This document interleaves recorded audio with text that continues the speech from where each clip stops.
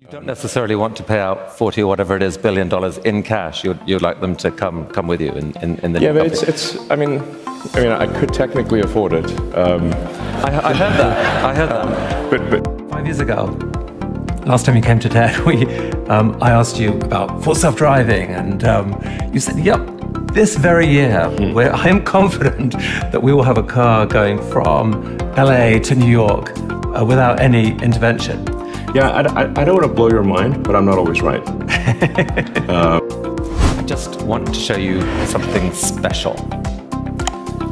I want you to come with me to Tesla's huge Gigafactory in Austin, Texas.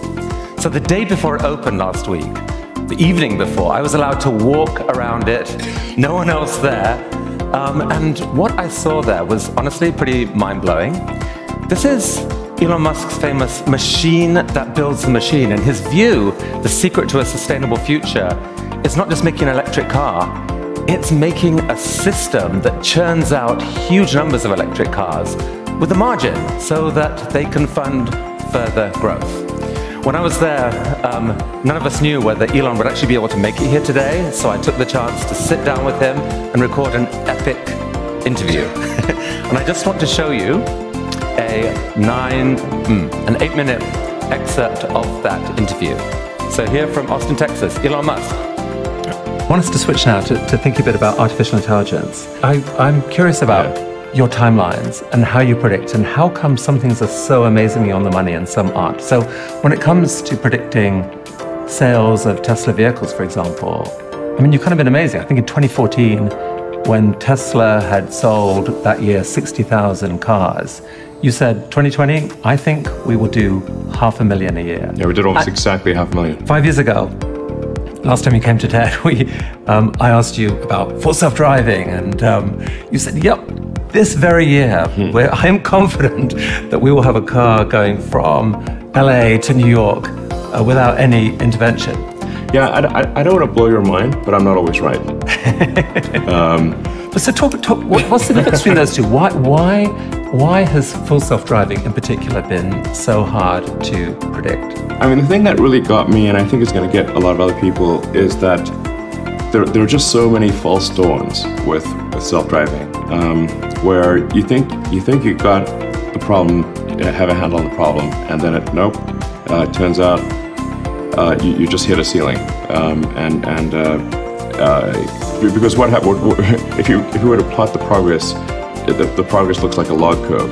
So it's like a series of log curves. So most people don't know what log curve is, I suppose, but show the shape. It goes up sort of a fairly straight way, and then it starts tailing off, and you start there's a kind of getting diminishing returns. In retrospect, they seem obvious, but in order to solve full self-driving properly, you have to solve real-world AI. Because you say, like, what are the road networks designed to work with? They're designed to work with a biological neural net, our brains, and with vision, our eyes. And so, in order to make it work with computers, you basically need to solve real-world AI and vision, because we need cameras and silicon neural nets in order to have self-driving work for a system that was designed for eyes and biological neural nets. I guess when you put it that way, it's sort of like quite obvious that the only way to solve full self-driving is to solve real-world AI and sophisticated vision. Well, what do you feel about the current architecture? Do you think you have an architecture now where there is a chance for the logarithmic curve not to tail off any time soon? Well, I mean, admittedly, these may be infamous last words, but I actually am confident that we will solve it this year. That we will exceed. You say, like, what the probability of an accident? At what point do you exceed that of the average person? Right. I think we will exceed that this year. We could be here talking again in a year. It's like, well, yet another year went by and it didn't happen. But I think this is the year. Is there an element that you actually deliberately make aggressive prediction timelines to drive people to be ambitious? And without that, nothing gets done. So it feels like at some point in the last year, seeing the progress on understanding the AI, the Tesla AI, understanding the world around it, led to a kind of an aha moment at Tesla. Because you really surprised people recently when you said, probably the most important product development going on at Tesla this year is this robot, Optimus. Yes. Is it something that happened in the development of full self-driving that gave you the confidence to say, you know what, we could do something special here? Yeah, exactly. So, it took me a while to sort of realize that in order to solve self-driving, you really needed to solve real-world AI. And at the point at which you solve real-world AI for a car, which is really a robot on four wheels, you can then generalize that to a robot on legs as well. The things that are currently missing are enough intelligence for the robot to navigate the real world and do useful things without being explicitly instructed. So the missing things are basically real world intelligence and scaling up manufacturing. Those are two things that Tesla is very good at, and so then we basically just need to design the specialized actuators and sensors that are needed for a humanoid robot. People have no idea. This is going to be bigger than the car. But so talk about, I think the first applications you've mentioned are probably going to be manufacturing, but eventually the vision is to have these available for people at home, correct? Yes. If you had a robot that really understood the 3D architecture of your house and knew where every object in that house was or was supposed to be and could recognize all those objects. That's kind of amazing, isn't it? Like that, the kind of thing that you could ask a robot to do would be what? Like tidy up. Yeah, absolutely. Or make dinner, I guess, mow the lawn. Take a cup of tea to grandma and show her family pictures. And exactly, take care of my grandmother and make sure, yeah, exactly. It could obviously recognize everyone in the home. Yeah. Could play catch with your kids. Yes. Obviously we need to be careful that this doesn't become a dystopian situation. I think one of the things that's going to be important is to have a localized ROM chip on the robot that cannot be updated over the air, where if you, for example, were to say stop, that would, if anyone said that, then the robot would stop, type of thing. And that's not updatable remotely. I think it's going to be important to have safety features like that. Yeah. That sounds wise. And I do think there should be a regulatory agency for AI. I've said this for many years. I don't love being regulated, but I think this is an important thing for public safety. And do you think there will be basically, like in say 2050 or whatever, that like a robot in most homes is what there will be, and people will I think they probably love them and count on them. You'll have your own butler basically. Whatever people want, really. What sort of timeline should we be thinking about of the first models that are actually made and sold?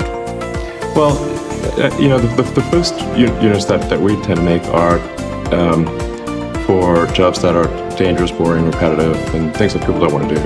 And I think we'll have like an interesting prototype sometime this year. We might have something useful next year, but I think quite likely within at least 2 years.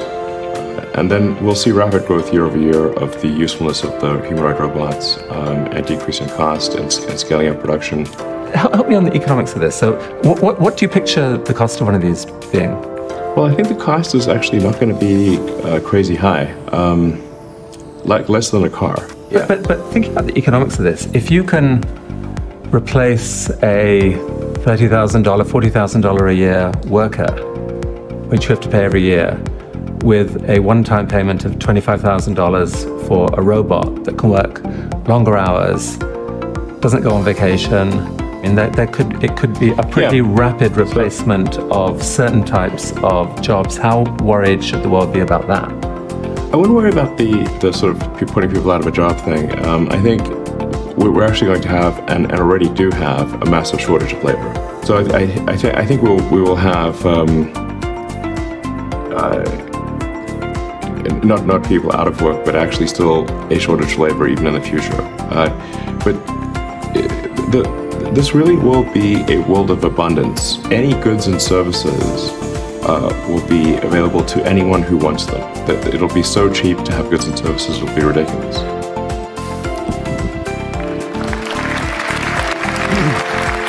So, that is part of an epic 80-minute interview, which we are releasing to people, members of TED2022, right after this conference. You should be able to look at it on the TED Live website. There's public interest in it. We're putting that out to the world on Sunday afternoon, I think, Sunday evening. But if you're into this kind of stuff, definitely a good thing to do over the weekend. Now then, hearing from Elon live, there's huge public interest in that. We have opened up this segment to live stream, and so we're joined right now by, I think, quite a few people around the world. Welcome to Vancouver, welcome to TED22. You're joining us on the last day of our conference here in a packed theater. And we've been hearing all week from people with dreams about what the next era of humanity is going to be. And now, arguably, the biggest visionary of them all, Elon Musk.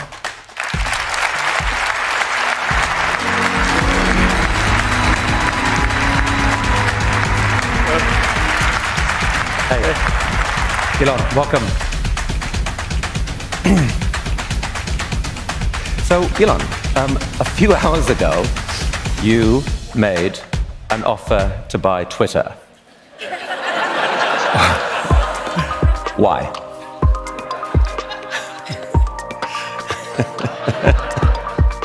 How'd you know? Little bird tweeted in my ear or something, I don't know. By the way, have you seen the movie Ted about the bear? I have. It's a good movie. Don't mention that here. So, was there a question? why make that offer? Well, I think it's very important for there to be an inclusive arena for free speech, where all, Twitter has become kind of the de facto town square.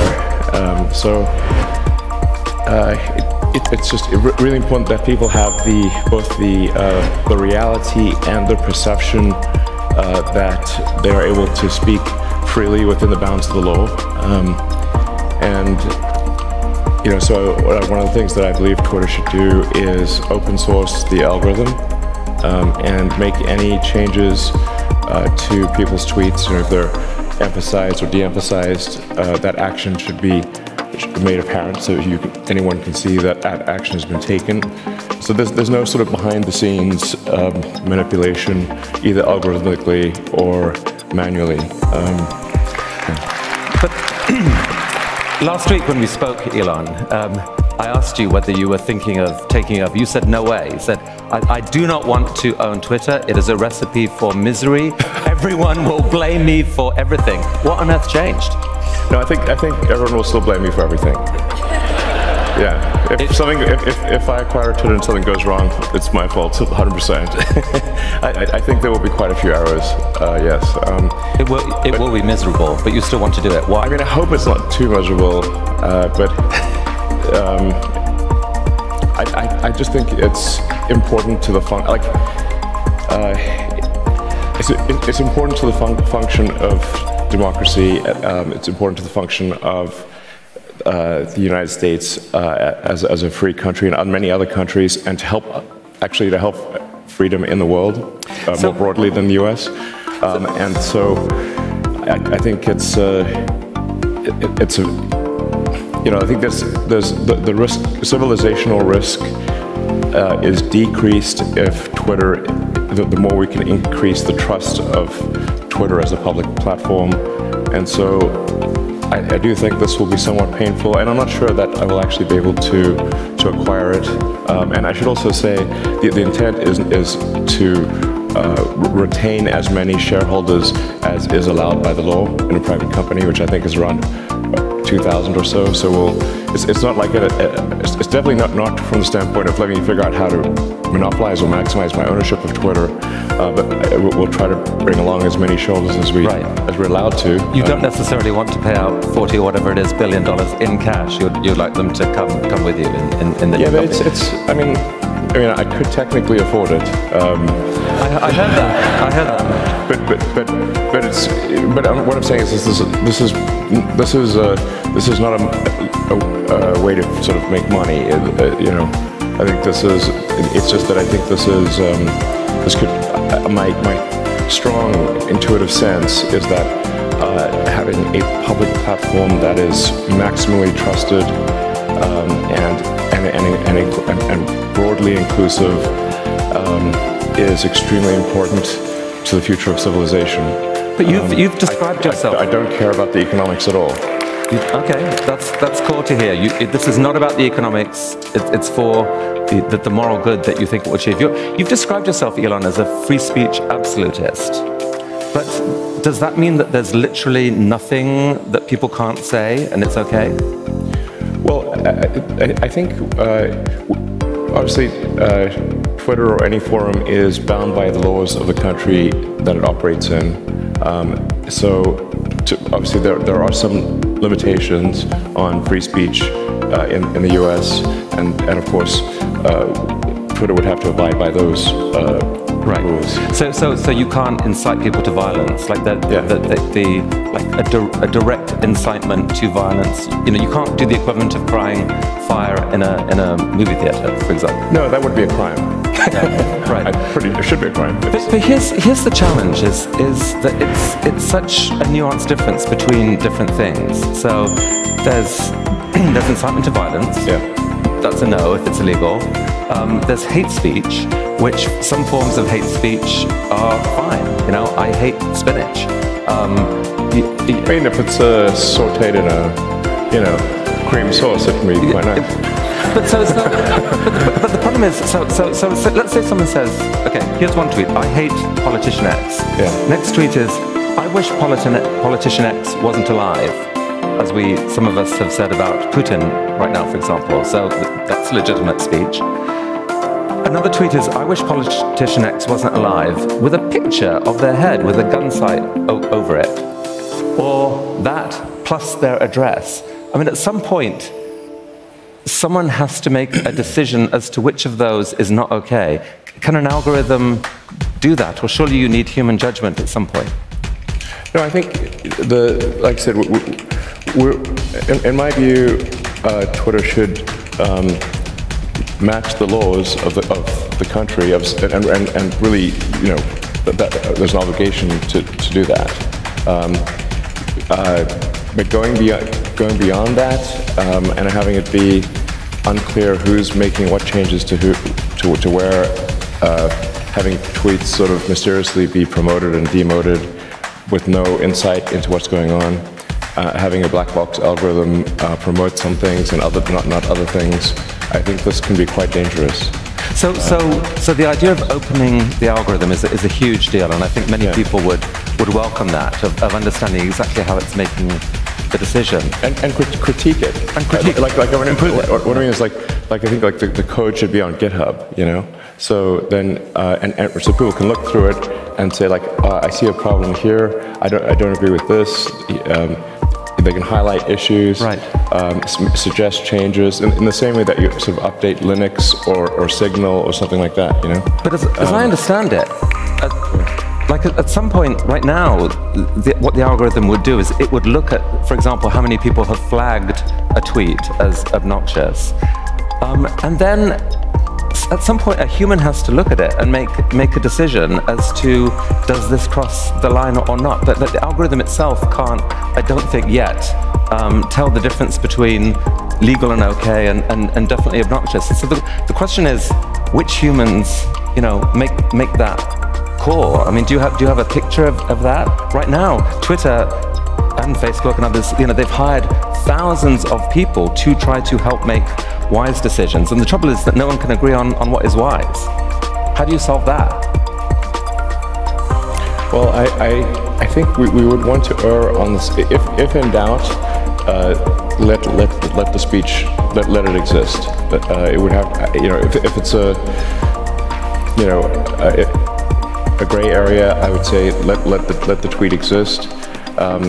But obviously, in a case where there's perhaps a lot of controversy, that you would not want to necessarily promote that tweet. If so I'm not saying that I have all the answers here, but I do think that we want to be just very reluctant to delete things and have just be very cautious with permanent bans. Timeouts I think are better than sort of permanent bans, and but just in general, like I said, how it won't be perfect, but I think we want to really have, like I said, the perception and reality that speech is as free as reasonably possible. And a good sign as to whether there's free speech is someone you don't like allowed to say something you don't like. And if that is the case, then we have free speech. And it's damn annoying when someone you don't like says something you don't like. That is a sign of a healthy, functioning, free speech situation. So I think many people would agree with that. And looking at the reaction online, many people are excited by you coming in and the changes you're proposing. Some others are absolutely horrified. Here's how they would see it. They would say, wait a sec, we agree that Twitter is an incredibly important town square. It is where the world exchanges opinion about life and death matters. How on earth could it be owned by the world's richest person? That can't be right. So how do you, what's the response there? Is there any way that you can distance yourself from the actual decision-making that matters on content in some very clear way that is convincing to people? Well, like I said, I think it's very important that the algorithm be open sourced and that any manual adjustments be identified. So if somebody did something to a tweet, there's information attached to it that that action was taken. And I would personally be, in there editing tweets. But you'll know if something was done to promote, demote, or otherwise affect a tweet. As for media sort of ownership, you've got, Mark Zuckerberg owning Facebook and Instagram and WhatsApp, and with a share ownership structure that will have Mark Zuckerberg the 14th still controlling those entities. Literally.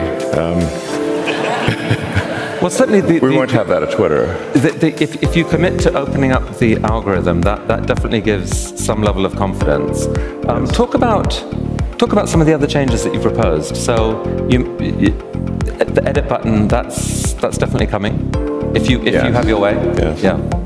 And how do you? Frankly, a top priority I would have is eliminating the spam and scam bots and the bot armies that are on Twitter. I think these influence they make the product much worse. If I had a Dogecoin for every crypto scam I saw, we'd have more, 100 billion Dogecoins. Do you regret sparking a sort of storm of excitement over Doge and where it's gone? Or I think Doge is fun, and I've always said don't bet the farm on Dogecoin, FY. But I think it's I like dogs and I like memes, and it's got both of those. But just on the edit button, how do you get around the problem of, so someone tweets Elon rocks and it's tweeted by 2 million people, and then after that they edit it, so Elon sucks, and then all those retweets, they're all embarrassed, and how do you avoid that type of changing of meaning so that retweeters are exploited? Well, I think you'd only have the edit capability for a short period of time, and probably the thing to do upon the edit would be to zero out all retweets and favorites. Okay. I'm open to ideas, though. So, in one way, the algorithm works kind of well for you right now. I wanted to show you this. This is a typical tweet of mine, kind of lame and wordy and whatever. And look at, and the amazing response it gets is this. Oh my God, 97 likes. And then I tried another one. And 29,000 likes. So the algorithm at least seems to be at the moment, if Elon Musk expand to the world immediately, not bad, right? Yeah, I guess so. I mean, that is cool. I mean, but you've, so help us understand how it is you've built this incredible following on Twitter yourself, when, I mean, some of the people who love you the most look at some of what you tweet and they think it's somewhere between embarrassing and crazy. Some of it's amazing. I mean, it is a little. But is that actually why it's worked, or why has it worked? I mean, I don't know. I mean, I'm tweeting more or less stream of consciousness. It's not like let me think about some grand plan about my Twitter or whatever. I'm like literally on the toilet or something. I'm like, oh, this is funny, and then tweet that out. That's like most of them. Oversharing. But you are obsessed with getting the most out of every minute of your day, and so why not? So I don't know. I just like try to tweet out like things that are interesting or funny, or and then people seem to like it. So if you are unsuccessful, actually, before I ask that, let me ask this. In fact, I don't. Yeah. So how can I say? Is funding secured? I have sufficient assets to complete the. It's not a forward-looking statement. Blah blah blah. But I have. I mean, I can do it if possible. Right. I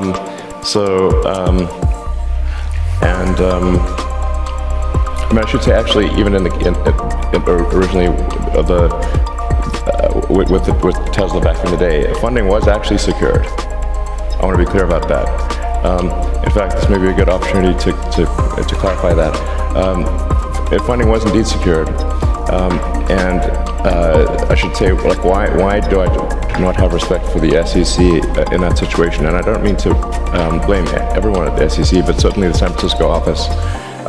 It's because the SEC knew that funding was secured, but they pursued an active public investigation nonetheless. At the time, Tesla was in a precarious financial situation, and I was told by the banks that if I did not agree to settle with the SEC, that the banks would cease providing working capital and Tesla would go bankrupt immediately. So that's like having a gun to your child's head. So I was forced to concede to the SEC unlawfully, those bastards. And now it makes it look like I lied when I did not in fact lie. I was forced to admit that I lied to save Tesla's life, and that's the only reason. Given what's actually happened to Tesla since then, though, aren't you glad that you didn't take it private? Yeah, I mean, it's difficult to put yourself in the position at the time. Tesla was under the most relentless short seller attack in the history of the stock market. There's something called short and distort, where the barrage of negativity that Tesla was experiencing from short sellers on Wall Street was beyond all belief. Tesla was the most shorted stock in the history of stock markets. Yeah. This is saying something.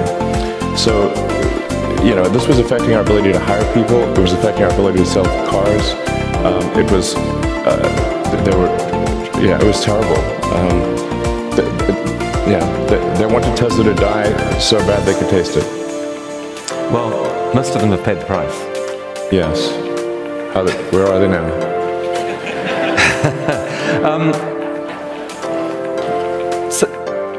So that was a really strong statement. I mean, obviously a lot of people who support you, I would have thought, would say, you have so much to offer the world on the upside, on the vision side. Don't waste your time getting distracted by these battles that bring out negativity and make people feel that you're being defensive. Or like, people don't like fights, especially with powerful government authorities. They'd rather buy into your dream. Do you like?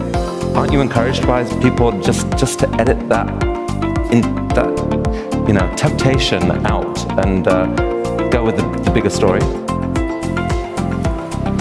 Well, I mean, I would say, like, I'm somewhat of a mixed bag.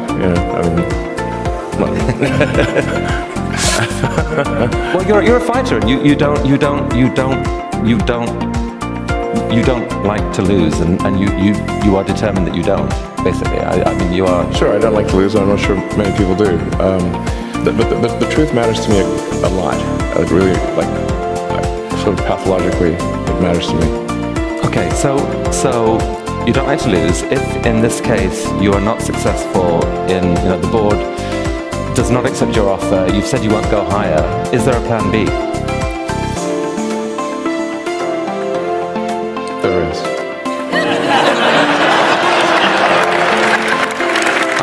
I think we would like to hear a little bit about plan B. For another time, I think. Another time? Yeah. All right.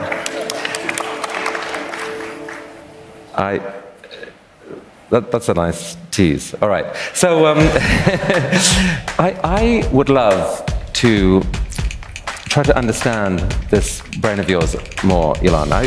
If, with your permission, I'd like to just play this. This is the. Oh, actually, before we do that, here was one of the thousands of questions that people asked. I thought this was actually quite a good one. If you could go back in time and change one decision you made along the way, do your own edit button, which one would it be and why? Do you mean like a career decision or something? Just any decision over the last few years, like your decision to invest in Twitter in the first place, or your anything. I mean, the worst business decision I ever made was not starting Tesla with just JB Straubel. By far the worst decision I've ever made is not just starting Tesla with JB. That's number one by far. All right, so JB Straubel was the visionary co-founder who was obsessed with and knew so much about batteries, and your decision to go with Tesla, the company as it was, meant that you got locked into what you concluded was a weird architecture now of this. There's a lot of confusion. Tesla did not exist in any. Tesla was a shell company with no employees, no intellectual property when I invested. But a false narrative has been created by one of the other co-founders, Martin Eberhard. And I don't want to get into the nastiness here, but I didn't invest in an existing company. We created a company. Yeah. And ultimately, the creation of that company was done by JB and me. And unfortunately, there's someone else, another co-founder, who has made it his life's mission to make it sound like he created the company, which is false. Wasn't there another issue right at the heart of the development of the Tesla Model 3, where Tesla almost went bankrupt? And I think you have said that part of the reason for that was that you overestimated the extent to which it was possible at that time to automate a factory. Huge amount was spent kind of over-automating, and it didn't work. And it nearly took the company down. Is that fair? I mean, first of all, it's important to understand, like, what has Tesla actually accomplished that is most noteworthy. It is not the creation of an electric vehicle or creating an electric vehicle prototype or low volume production of a car. There have been hundreds of car startups over the years, hundreds. And in fact, at one point, Bloomberg counted up the number of electric vehicle startups, and I think they got to almost 500. Yeah. So the hard part is not creating a prototype or going into limited production. The absolutely difficult thing, which has not been accomplished by an American car company in 100 years, is reaching volume production without going bankrupt.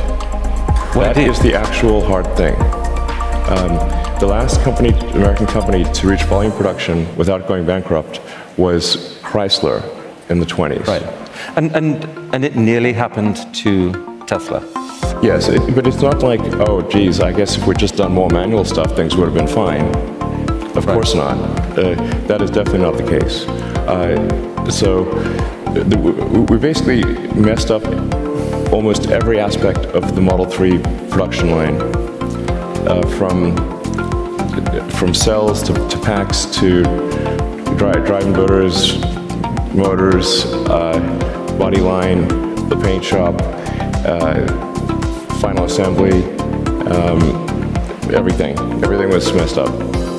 And I lived in I lived in the Fremont and Nevada factories for 3 years, fixing that production line, running around like a maniac through every part of that factory, living with the team. I slept on the floor so that the team who was going through a hard time could see me on the floor. That they knew that I was not in some ivory tower. Whatever pain they experienced, I had it more. And some people who knew you well actually thought you were making a terrible mistake, that you were driving yourself to the edge of sanity almost, and that you were in danger of making bad choices. And in fact, I heard you say last week, Elon, that you, because of Tesla's huge value now and the significance of every minute that you spend, that you are in danger of sort of obsessing over it, spending all this time to the edge of sanity. That doesn't sound super wise, isn't there? Like your time, your completely sane, centered, rested time and decision making is more powerful and compelling than that sort of I can barely hold my eyes open. So surely it should be an absolute strategic priority to look after yourself. I mean, there wasn't any other way to make it work. There were 3 years of hell. 2017, 18, and 19 were 3 years, the longest period of excruciating pain in my life.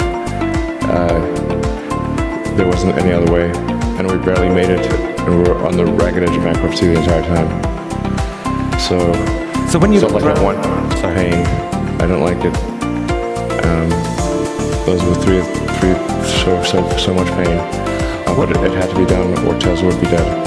When you looked around the Gigafactory that we saw images of earlier last week, and just see where the company has come, I mean, do you feel that this challenge of figuring out the new way of manufacturing, that you actually have an edge now, that it's different, that you figured out how to do this, and from those 3 years won't be repeated. You've actually figured out a new way of manufacturing. At this point, I think I know more about manufacturing than anyone currently alive on Earth. Tweet that. Yeah. I can tell you how every damn part in that car is made. Basically, if you just live in the factory for 3 years and that was nice. Sort of that was poignant note or something. Someone wants to compose a symphony to that expression of confidence, something like that. I have no idea what that is. Anyway, yeah, every aspect of a car, 6 ways to Sunday, I know. I mean, you talk about scale right now. You're in the middle of writing your new master plan, and you've said that scale is at the heart of it. Why does scale matter? Why are you obsessed with it? What are you thinking?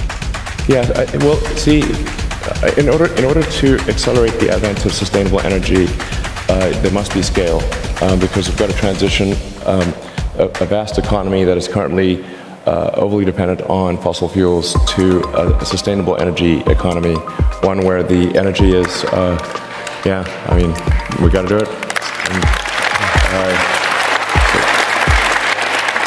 So the energy's got to be sustainably generated with wind, solar, hydro, geothermal.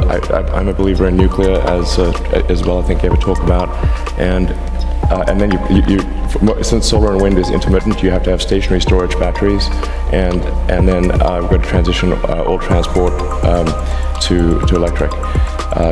If we do those things, we have a sustainable energy future. The faster we do those things, the less risk we put to the environment. So sooner is better, and so scale is very important. It's not about press releases. It's about tonnage. What was the tonnage of batteries produced, and obviously done in a sustainable way? And our estimate is that approximately 300 terawatt hours of battery storage is needed to transition transport, electricity, and heating and cooling to a fully electric situation. Others there may be some different estimates out there, but our estimate is 300 terawatt hours. Yeah. So we dug into this a lot in the interview that we recorded last week, and so people can go in and hear that more. But I mean, the context is, that is, I think, about 1,000 times the current install battery capacity. I mean, the scale up needed is breathtaking, basically. Yeah. So your vision is to commit Tesla to try to deliver on a meaningful percentage of what is needed, and call on others to do the rest. That this is a task for humanity to massively scale up our response to change the energy grid. Yes, it's like basically how fast can we scale and encourage others to scale to get to that 300 terawatt hour installed base of batteries. Right. And then, of course, there'll be a tremendous need to recycle those batteries, which is, and it makes sense to recycle them because the raw materials are like high-grade ore. So people shouldn't think, well, there'd be this big pile of batteries. No, they're going to get recycled because even a dead battery pack is worth about $1,000. So, but this is what's needed for a sustainable energy future. So we're going to try to take a set of actions that accelerate the day and bring the day of a sustainable energy future sooner. Okay. There's going to be huge interest in your master plan when you publish that. Meanwhile, I would love to understand more what goes on in this brain of yours, because it is a pretty unique one. I want to play, with your permission, this very funny opening from SNL, Saturday Night Live. Can we have the volume there, actually, please? Sorry. It's to be hosting Saturday Night Live. I mean that. Sometimes after I say something, I have to say, I mean that. So people really know that I mean it. That's because I don't always have a lot of intonational variation in how I speak, which I'm told makes for great comedy. I'm actually making history tonight as the first person with Asperger's to host SNL. And I think you followed that up with... At least the first person to admit it. The first person to admit it. But I mean...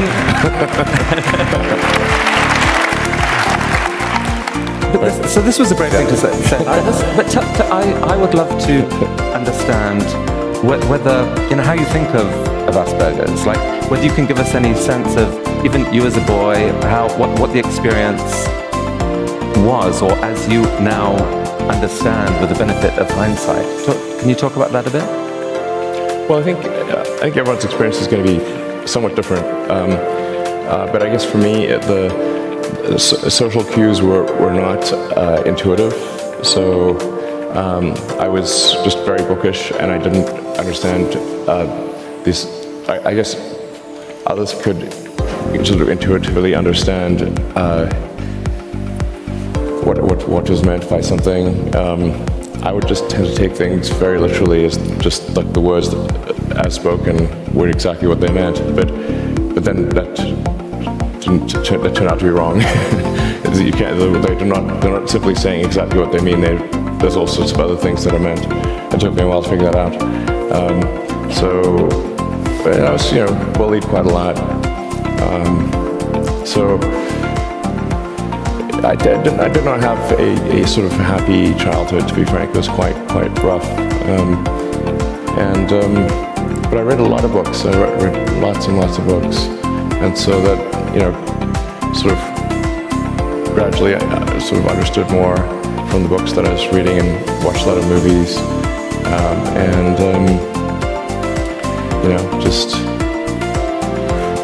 But it took me a while to understand things that most people intuitively understand. So I've wondered whether it's possible that that was in a strange way an incredible gift to you and indirectly to many other people. In as much as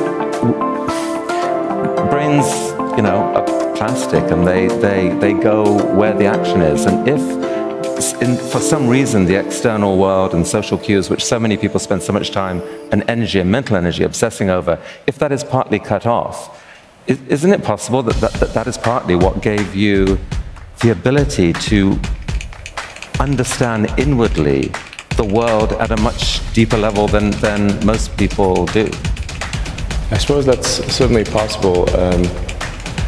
I think there's maybe some value also from a technology standpoint, because I found it rewarding to spend all night programming computers just by myself, and I think most people don't enjoy typing strange symbols into a computer by themselves all night.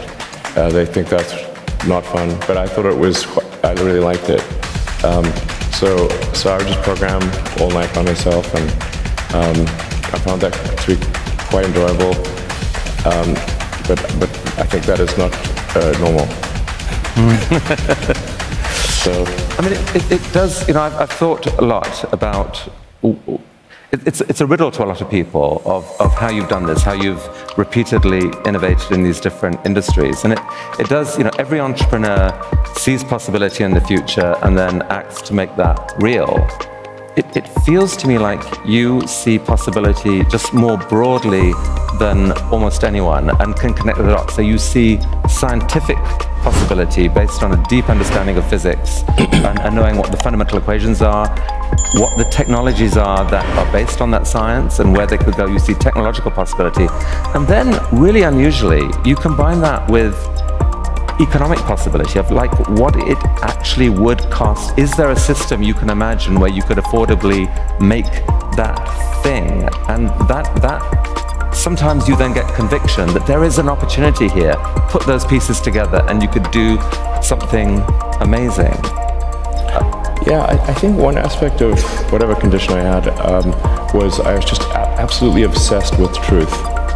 Just obsessed with truth. And so the obsession with truth is why I studied physics, because physics attempts to understand the truth of the universe. Physics is just what are the provable truths of the universe. And truths that have predictive power. So for me, physics was sort of a very natural thing to study. Nobody made me study it. It was intrinsically interesting to understand the nature of the universe. And then computer science or information theory, also to just understand logic and there's an argument that that information theory is actually operating at a more fundamental level than even physics.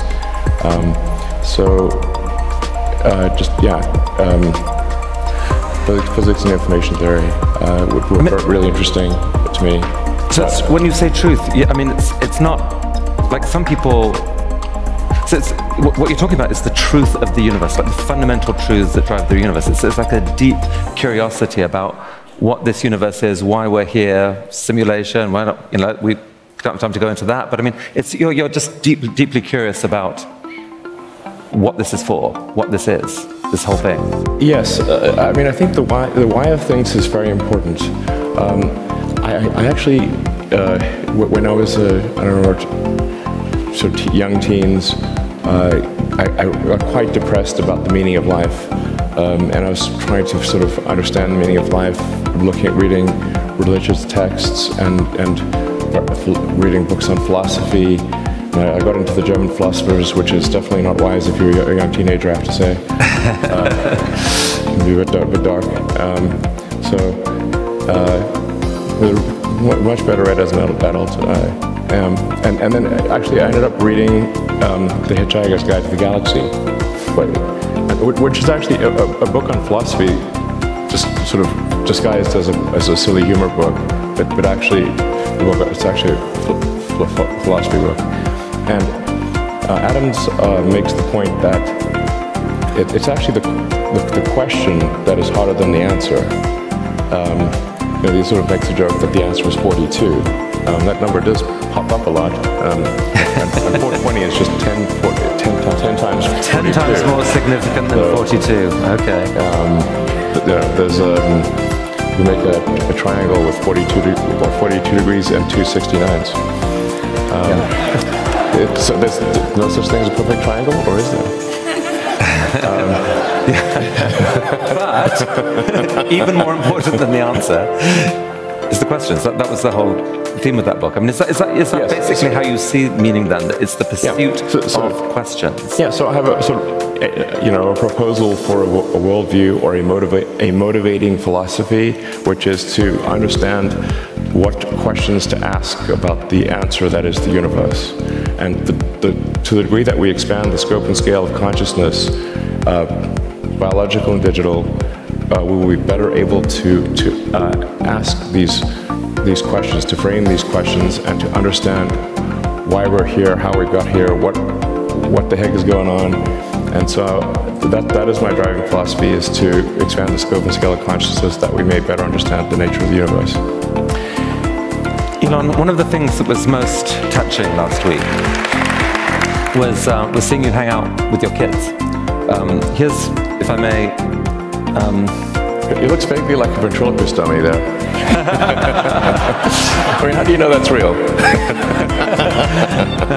So that's X, and it was just a delight seeing you hang out with him. And sure.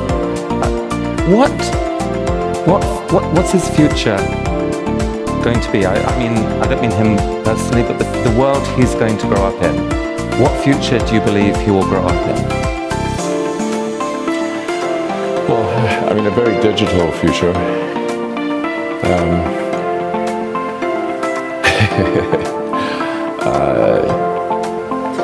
A different world than I grew up in, that's for sure. But I think we want to obviously do our absolute best to ensure that the future is good for everyone's children, and that that the future is something that you can look forward to and not feel sad about. You want to get up in the morning and be excited about the future, and we should fight for the things that make us excited about the future. The future cannot just be about one miserable thing after another, solving one sad problem after another. There got to be things that get you excited, like you want to live. These things are very important. We should have more of it. And it's not as if it's a done deal. Like it's all to play for. Like the future may be horrible. Still, there are scenarios where it is horrible, but you see a pathway to an exciting future, both on Earth and on Mars and in our minds through artificial intelligence and so forth. I mean, in your heart of hearts, do you really believe that you are helping deliver that exciting future for X and for others? I mean, I'm trying my hardest to do so.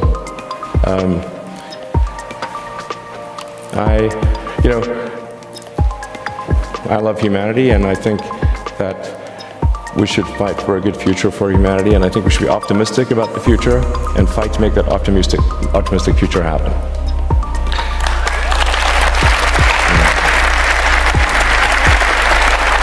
Elon, I think that's a perfect place to close this. Thank you so much for spending time coming here and for the work that you're doing, and good luck with finding a wise course through on Twitter and everything else. All right, Elon Musk. Thank you. Hey. Hey guys.